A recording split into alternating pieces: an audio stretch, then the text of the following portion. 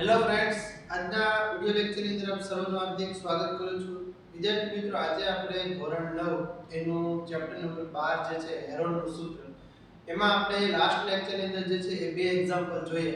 Example number જે છે એ 4 અને 5 ખૂબ જ મહત્વના જે છે એક્ઝામ્પલ હતા, કારણ કે હેરોનનું સૂત્ર જે છે એ એક્સરસાઇઝ 12.1 ની અંદર આપણે જોયું કે બધા સાદા દાખલા, પણ હવે જે દરેક દાખલા આવે છે એટલે કે એક્સરસાઇઝ 12.2 જે છે એમાં અને આગળ જે ત્રણ ઉદાહરણો આપ્યા છે એ થોડાક સમજવાના છે. તમારે રકમ થોડી મોટી હશે અને એને તમારે સમજી દાખલા ગણવાના. સૂત્ર પણ તમારી પાસે એક જ છે, હેરોનનું સૂત્ર. એની અંદર તમને દરેક ખ્યાલ છે, અર્ધ પરિમિતિ આવે છે, ત્રણ બાજુઓ એબીસી હોય છે, એ બધું તમને ખ્યાલ છે, પણ રકમ જે છે તમારા માટે ખૂબ સમજવાની હોય છે. ચાલો હવે આપણે જે છે એ ઉદાહરણ નંબર આપણે 6 તરફ જઈએ. તો ઉદાહરણ નંબર 6 જે છે એ તમે જુઓ તો સાનિયા પાસે એક સમભુજ ચતુષ્કોણ આકારનો જમીનનો એક ટુકડો છે. હવે સમભુજ, ભુજ કહેતા જે છે એ શું થશે? તો કે બાજુ, સમ કહેતા સમાન, સમાન બાજુ વાળો ચતુષ્કોણ એટલે કે સમાન બાજુ, સરખી બાજુ હોય એવા આકારનો એક જમીનનો ટુકડો છે. સપોઝ હું સમજી લઉં કે સાનિયા પાસે કોઈ એક ચોરસ છે. સાનિયા પાસે જે છે શું છે? તો કે ચોરસ કાંટો. ચોરસની ચારે બાજુઓ જે છે સરખી હોય, ચતુષ્કોણ એટલે એક પ્રકારનો ચોરસ જ તે. ચાલો ત્રિકોણ જે છે એ આપણે જોઈએ તો અહીંયા આગળ એક પ્રકારનો, અહીંયા આગળ A B C અને D. સાનિયા પાસે જે છે એ આ રીતના એક ABCD નામનો ચતુષ્કોણ આકારનો જમીનનો એક ટુકડો છે. તે તેના પુત્ર અને પુત્રીને આ જમીનમાં કામ કરી ભિન્ન ભિન્ન પાક ઉગાડે. ભિન્ન ભિન્ન એટલે શું? તો કે અલગ અલગ. સાનિયા જે છે એ તેના પુત્ર અને પુત્રી માટે અલગ અલગ આ જમીનની અંદર અલગ અલગ પાક ઉગાડે તેમ ઈચ્છે છે. તે આ જમીનના બે સમાન ભાગ કરે છે. સાનિયા જે છે આ બે જમીનના એક સરખા ભાગ કરે છે. જો જમીનની પરિમિતિ, પરિમિતિ એટલે શું એ તમને મેં આ ચેપ્ટર શરૂ થયું ત્યારે જ કીધું. પરિમિતિ એટલે શું એ મેં તમને આ ચેપ્ટર શરૂ થયું ત્યારે જ કીધું હતું કે પરિમિતિ એટલે શું? તો કે ભાઈ બધી જ બાજુના માપનો સરવાળો. અહીંયા આગળ જે છે ABCD ચાર બાજુ છે, તો બધી બાજુના માપનો સરવાળો એટલે 400 આપી દીધું. તો એક બાજુનું માપ કેટલું થાય એ આપણે આમાં જોઈએ. અહીંયા આગળ જે છે એને તમને પહેલા તો આપણે એક બાજુનું માપ લઈએ. અહીંયા આગળ જોઈએ કે પરિમિતિ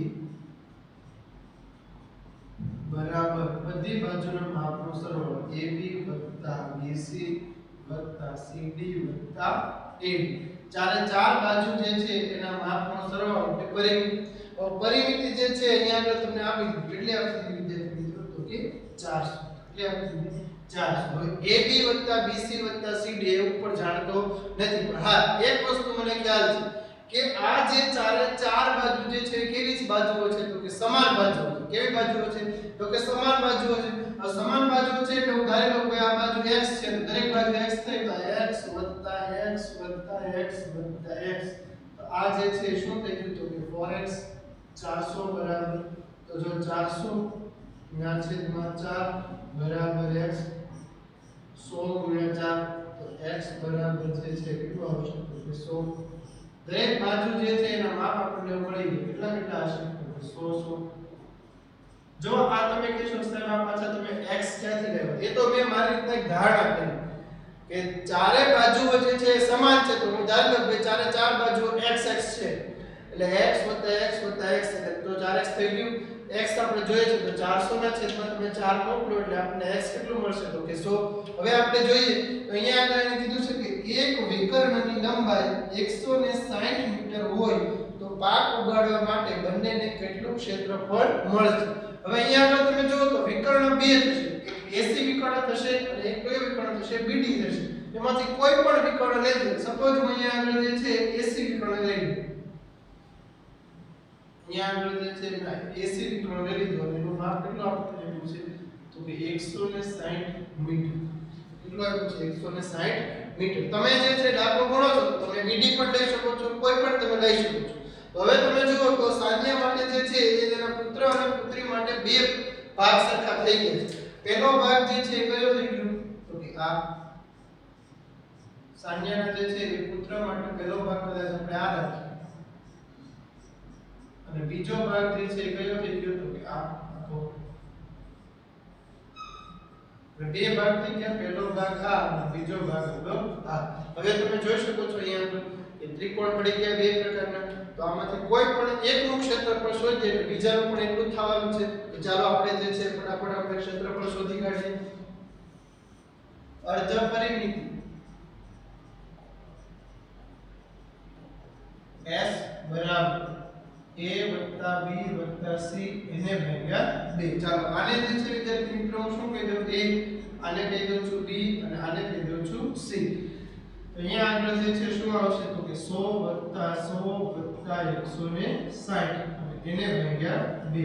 ચાલો અહીંયા આગળ જે છે કેટલો આવશે તો કે 360 ભાગ્યા 6. 18 * 36 એટલે કેટલો આવશે 180 મીટર, 180 sorry. અહીંયા આગળ જે છે એ આપણે અર્ધ પરિમિતિ કેટલી આવશે તો 180. ચાલો હવે આપણે જે છે એ હેરોનના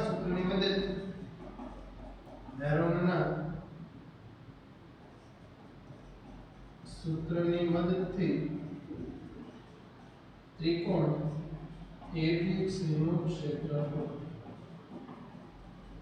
બરાબર સૂત્ર આપણે લખીએ S S - a S - b S - c. ચાલો S એટલે આપણી પાસે છે કેટલા છે તો કે 180 a એટલે 100, b એટલે પણ કેટલા થશે તો કે 100, c એટલે કેટલા થશે તો કે 160. ચાલો 180 આમના જે મિત્રો ગુણ્યા 180 માંથી 100 જશે એટલે કેટલા આવશે તો ખાલી 80. 180 માંથી પાછા 100 જશે એટલે કેટલા વધશે તો 80. 180 માંથી 20 જશે એટલે કેટલા વધશે 160 બાદ કરો એટલે કેટલા વધશે તો કે 20. એક એવી સંખ્યા છે કે જેનો વર્ગમૂળ બહાર કાઢી શકો છો નહીં. ચાલો હવે આપણે થોડુંક એના અવયવો પાડીએ. 180 જે છે તેને હું આમ લખી શકું 9 2 18 અને આ એક મીંડું અને આ એક મીંડું એ બંનેને હું 100 લખી શકું. અને આ પણ જો હવે બે થઈ ગયા. અહીંયા આગળ જો 8 અને 8 એટલે કેટલું 64 અને આનું મીંડું એટલે કેટલા થઈ ગયા તો 100. જો હવે આપણે જે છે એના બધાના અવયવ પાડી દે. હવે સંખ્યા કઈ કઈ બહાર નીકળે છે. ચાલો 9 નું વર્ગમૂળ કેટલું નીકળ્યું તો 3, આ 2 અને આ 2 2 4 વર્ગમૂળ કેટલું નીકળ્યું તો 2 ગુણ્યા આ 100 નું વર્ગમૂળ કેટલું નીકળ્યું તો 10, આ 64 નું વર્ગમૂળ કેટલું નીકળ્યું 8 ગુણ્યા આ 100 છે એનું વર્ગમૂળ કેટલું નીકળ્યું કે 10. ચાલો 3 2 6 ગુણ્યા 10 8 80 ગુણ્યા 10 6 તો કે 48 ના મીટર ચડાઈ દઉં કેટલું આવશે 4800 મીટર સ્ક્વેર. તો આ જે સાનિયા નામની જે વ્યક્તિ જે છે એ તેના પુત્ર માટે 4800 મીટર સ્ક્વેર જે સમાન ભાગ કરે છે એ પુત્ર માટે પણ 4800 મીટર સ્ક્વેર જેટલું ક્ષેત્રફળની જગ્યા કરશે ત્યાં આગળ પાપ ઉગાડશે અને એના પુત્રી માટે પણ જે છે એ 4800 મીટર સ્ક્વેર જેટલી જગ્યા કરીને ત્યાં પ્યાદ ઉગાડશે. અહીંયા આગળ જે છે એ કીધેલું છે કે પાક ઉગાડવા માટે બંનેને કેટલું ક્ષેત્રફળ જોશે. તો પાક ઉગાડવા માટે જે છે એ પુત્ર માટે પણ 4800 મીટર સ્ક્વેર જોશે અને જે છે પુત્રી માટે પણ કેટલું જોશે તો 4800 મીટર સ્ક્વેર જોશે. તો આ રીતના જે છે એ આપણે ત્રણ એક્ઝામ્પલ જે છે એ કમ્પ્લીટ થાય છે. લાસ્ટ લેક્ચર ની અંદર આપણે જોયા હતા બે એક્ઝામ્પલ નંબર 4 અને 5 અને આજે આપણે જોયું એક્ઝામ્પલ નંબર 6. તો હવે જે છે એ હવે આપણે સ્વાધ્યાયની અંદર જઈએ કે સ્વાધ્યાયની અંદર કયા કયા દાખલા આવશે. જો રકમ જે છે થોડી મોટી હશે આકૃતિ દોરવી પડશે તો જ એની અંદર ખ્યાલ આવશે. મેં તો દરેક તમને 12.1 ની અંદર પણ દાખલો દોરતા શીખવાડ્યું છે કે ગમે એવો હેરોનનો દાખલો ભલે નાનો હોય તો પણ એની અંદર નાની અમથી આકૃતિ તમે દોરો કે જેથી કરીને ખ્યાલ આવે તમને કે કયા ત્રિકોણનું આપણે ક્ષેત્રફળ શોધીએ છીએ, કઈ ABC બાજુ છે એ બધું તમને ખ્યાલ આવે. ચાલો હવે આપણે જે છે સ્વાધ્યાય તરફ જઈએ. તો ત્યારબાદ હવે જોઈએ વિદ્યાર્થી મિત્રો આપણે સ્વાધ્યાયની અંદર જે છે 12.2 ની અંદર ટોટલ 9 દાખલા તમને આપ્યા છે. આ 9 દાખલા જે છે ખૂબ જ સમજી વિચારીને તમારે ગણવાના છે. હવે આની અંદર જે છે તમારે √5 √2 √3 √6 આવી બધી તમારે વર્ગમૂળના રહેલી જે છે સંખ્યાઓ એમની તમને કિંમતો ખબર હોવી જોઈએ. સાહેબ હવે એ બધી કિંમતો તમને ક્યાં ખબર છે એવો પ્રશ્ન થશે.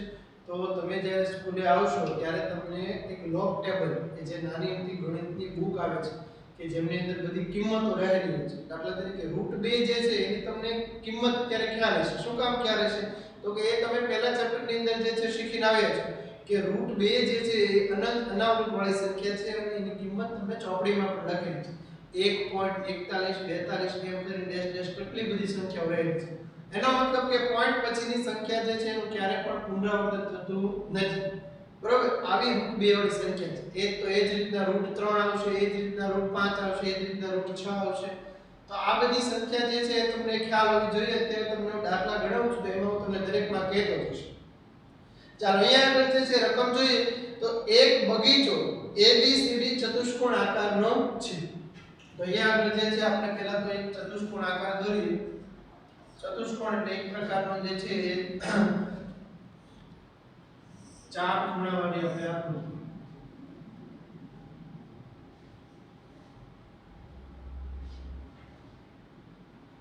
ચાર ખૂણાઓ જે હોય એવી આકૃતિ આપણે જે છે દોરીએ અહીંયા આગળ આપણે તમે જુઓ તો C ખૂણો આપણને 90 નો આપેલો છે એટલે અહીંયા આગળ જે છે હું નામ આપું તો જો A અહીંયા આગળ આપું B અહીંયા આગળ આપું C અને અહીંયા આગળ આપું છું D જો આ C ખૂણો જે છે કેટલાનો આપણને આપી દીધો છે તો કે 90 અહીંયા આગળ તમે જુઓ તો AB બરાબર આપણને આપી દીધા છે 9 તો આ આપણને આપી દીધું છે 9 પછી જોઈએ તો BC આપણને આપી દીધું છે 12 BC આપણને આપી દીધું છે 12 ત્યારબાદ જોઈએ તો CD આપણને 5 આપી દીધું છે શું આપી દીધું છે CD તો કે 5 અને AD આપણને આપી દીધું છે 8 હવે તમને એમ કીધેલું છે કે તેનાથી ઘેરાયેલા ભાગનું ક્ષેત્રફળ શોધો તેનાથી ઘેરાયેલા ભાગનો બગીચો જે છે ચતુષ્કોણ આકાર તેના વડે ઘેરાયેલા ભાગનું આપણે ક્ષેત્રફળ શોધો તો તમે કહેશો કે સાહેબ આપણે ક્ષેત્રફળનું તો આપણી પાસે કોઈ સૂત્ર તો છે નહીં કે ચતુષ્કોણની મદદ ચતુષ્કોણ આપ્યો હોય તો આપણે ક્ષેત્રફળ શોધી શકીએ આપણી પાસે તો ખાલી હેરોનનું સૂત્ર છે એ ત્રિકોણ માટે લાગુ પડે છે તો અહીંયા આગળ જે છે તમે જુઓ તો હું A અને C ને જોડી દઉં તો A અને આ C ને જોડી દઉં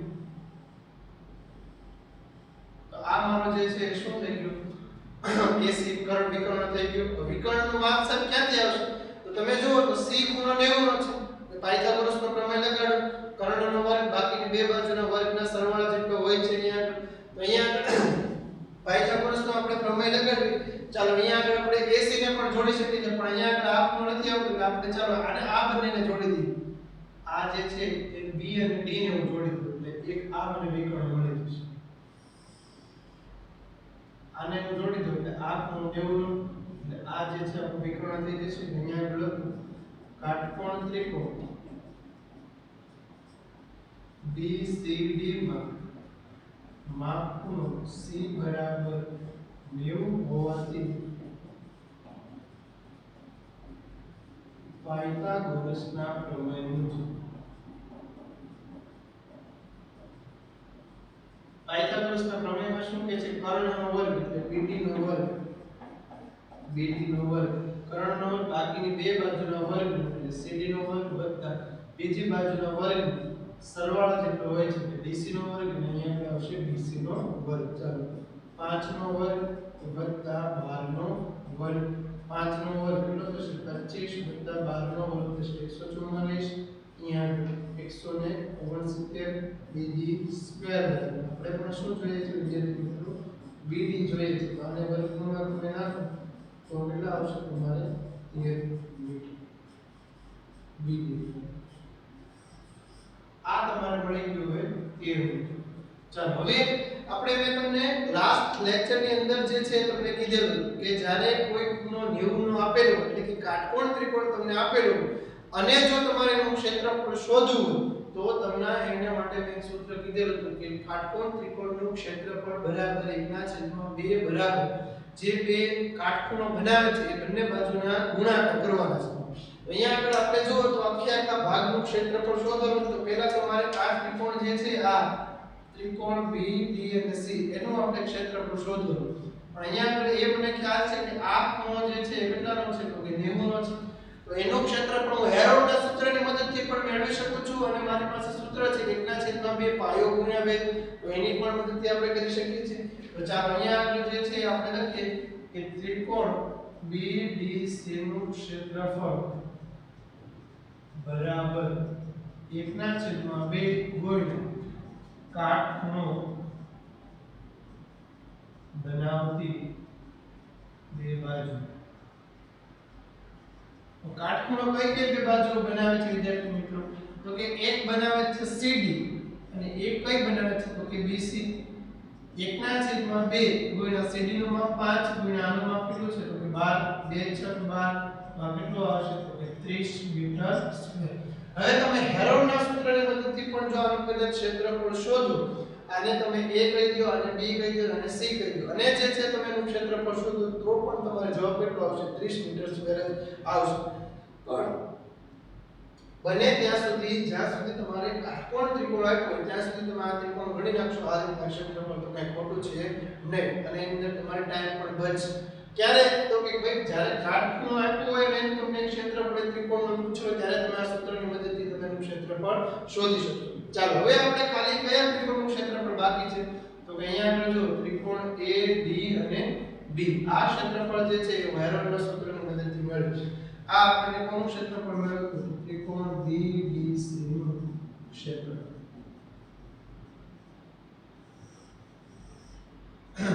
BBC નું ક્ષેત્રફળ આપણે મેળવ્યું. ચાલો હવે આપણે જે છે A D અને B નું ક્ષેત્રફળ શોધવા જઈએ તો પહેલા આપણે શું શોધવું પડશે? તો કે અર્ધ પરિમિતિ. અર્ધ પરિમિતિ S બરાબર બધી બાજુનો સરવાળો કરીએ AD વત્તા DB વત્તા AB અને એને ભાગ્યા 2. આ કેટલો છે? તો કે 8 વત્તા 13 વત્તા 9 અને એને ભાગ્યા 2. ચલો 8 9 10 8 ને 16 17 18 19 ને 20 વધી પડી 2 ને 3 અને એને ભાગ્યા 2 કેટલો આવશે? તો 15. તો આપણે S જે છે આપણો કેટલો આવ્યો? તો 15. હવે તમે જુઓ તો આપણે એનું ક્ષેત્રફળ હેરોનના સૂત્રની મદદથી મેળવી શકશું. ચાલો અહીંયા આપણે જે છે આપણે સૂત્રની મદદથી મેળવ્યું. તેથી હેરોનના સૂત્રની મદદથી કયો ત્રિકોણ આવશે? તો કે ત્રિકોણ ADB નું ક્ષેત્રફળ બરાબર વર્ગમૂળ S S minus A S minus B S minus C. ચાલો કિંમત આપણે મૂકીએ. S એટલે આપણી પાસે કેટલા છે? તો કે 15 15 minus 8 15 minus 13 અને 15 minus 9. 15 આમનો 15 માંથી 8 જશે એટલે 7 15 માંથી 13 જશે એટલે 2 15 માંથી 9 જશે એટલે કેટલા બનશે? તો કે 6.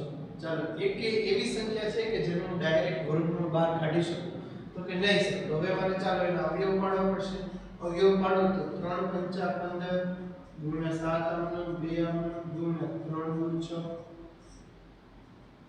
તો જો આ 3 ને આ 3 ને 3 તેરી 9 ગુણ્યા આ 2 ને આ 2 એટલે 4 ગુણ્યા 5 થશે. આનું નીકળશે 3 અને આનું નીકળશે 2 ગુણ્યા √5 થશે. તો આ થઈ ગયું 6 √5 મીટર સ્ક્વેર. હવે તમે જુઓ તો આપણને પ્રશ્ન શું પૂછ્યો છે? તો કે આખે આખો જે આ બગીચો જે છે A B C અને D એ આખે આખા બગીચા ABCD નું આપણે એના દ્વારા જે ઘેરાયેલા ભાગનું ક્ષેત્રફળ આપણે શોધવાનું છે. તો મને આ ભાગનું ક્ષેત્રફળ તો મળી ગયું. કેટલું મળી ગયું? તો કે 30 મીટર સ્ક્વેર. હવે આ ભાગનું ક્ષેત્રફળ જે છે A D અને B નું ક્ષેત્રફળ જે છે એ તમે જુઓ તો મારે અહીંયા લેવું 6 √35. તો √35 ની મને કિંમત ખબર હોવી જોઈએ. શું કામ? તો કે આ બંને ક્ષેત્રફળનો મારે સરવાળો કરવો પડશે. તો કઈ આમ તો સરવાળો નહીં થાય કે 6 √35 30 6 √35 30 એમ તો કઈ સરવાળો નહીં થાય, બરાબર? કારણ કે એ બંને જે છે વિજાતીય પદ થઈ જાય છે. એના માટે જે છે √35 ની તમને કિંમત ખબર હોવી જોઈએ. તો અહીંયા આગળ જે છે √35 ની કિંમત જો તમને કહું છું 6 ગુણ્યા √35 ની કિંમત થશે 5.91. કેટલી થશે તમારે? 5.91. હવે તમે આ બંનેનો તમે ગુણાકાર કરો એટલે તમારે ગુણાકાર આવશે 35.49. 35.49 મીટર સ્ક્વેર. √35 ની કિંમત તમને જે છે કદાચ પેપરની અંદર પણ તમને આપી દે. ભાઈ આ દાખલાની અંદર જે છે √35 ની કિંમત તમારે કંઈક આવશે તો આપી દે. કે તેમ છતાં જે છે ઘણીવાર જે છે તમને ઓલું ચોપડી મેં કીધું એટલે પાસે હોય તો પણ તમે જોઈ શકો છો. તો આપણને જે છે એ આ ભાગનું ક્ષેત્રફળ 30 આવ્યું. આનું કેટલું આવ્યું? તો 35.49. તો હવે આપણે કુલ ક્ષેત્રફળ જોશે. તો ચાલો અહીંયા આપણે જે છે આપણે લખીએ કે કુલ ક્ષેત્રફળ કુલ ચતુષ્કોણનું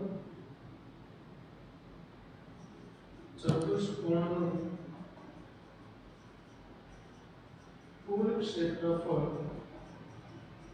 બરાબર કયો ત્રિકોણ પહેલો તો કે A અહીંયા આપણે ADB નું ક્ષેત્રફળ